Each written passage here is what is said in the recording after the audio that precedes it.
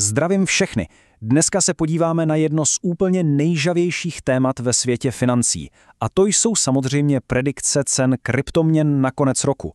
Co se vlastně čeká od Bitcoinu a Etherea? No, pojďme si to rozebrat a zkusit oddělit ten obrovský hype od reality.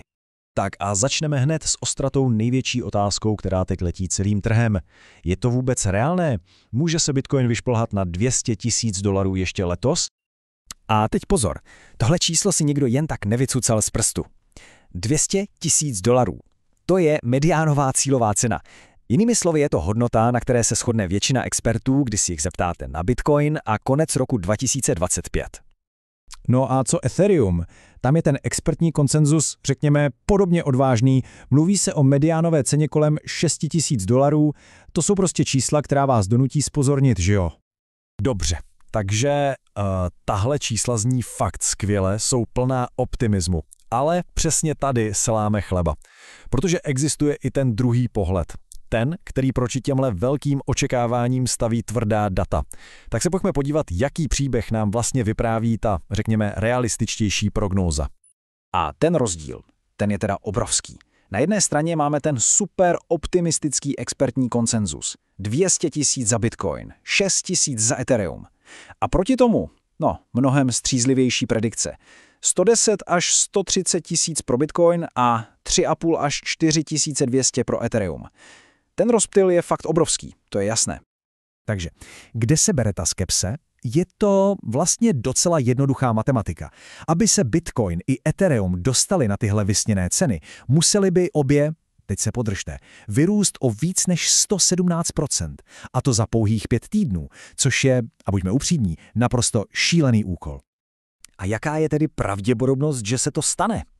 No, když se podíváme na data, tak ta nám říkají, že šance na dosažení těchto cílů je někde mezi 15 a 20%. 15 až 20. To už je v podstatě na hranici zázraku, že ano? Dobře, ale pojďme si na chvilku zahrát na optimisty. Co by se vlastně muselo stát, aby se ten zázrak přece jen stál? Jaké jsou ty správné katalyzátory, které by mohly trh nakopnout k tak masivnímu růstu? Podle těch, co věří v ty vysoké cíle, by se musely sejít 4 klíčové věci. Takže za prvé, masivní, ale opravdu masivní příliv peněz do spotových bitcoinových ETF. Bavíme se tu o 5 až 10 miliardách dolarů měsíčně. Za druhé, americká centrální banka, Fed, by musela otočit a začít s uvolněnější měnovou politikou. Za třetí, musela by se vrátit ta obrovská vlna FOMO, toho strachu z promeškání příležitosti od drobných investorů. No a konečně za čtvrté, Bitcoin by musel prolomit hranici $120,000. To by totiž mohlo odstartovat takzvanou old season, tedy ten masivní růst všech ostatních kryptoměn. OK, takže to byl ten nejlepší možný scénář, takový ten všechno klapne scénář. Pojďme se teď ale podívat na druhou stranu mince. Co se naopak může pokazit a hlavně, jaká rizika a překážky brzdí trh právě v tuhle chvíli? No a těch rizik, bohužel jich není málo. Za prvé, nálada na trhu je teď v zóně extrémního strachu. To v podstatě znamená, že jakékoliv pozitivní momentum úplně chybí.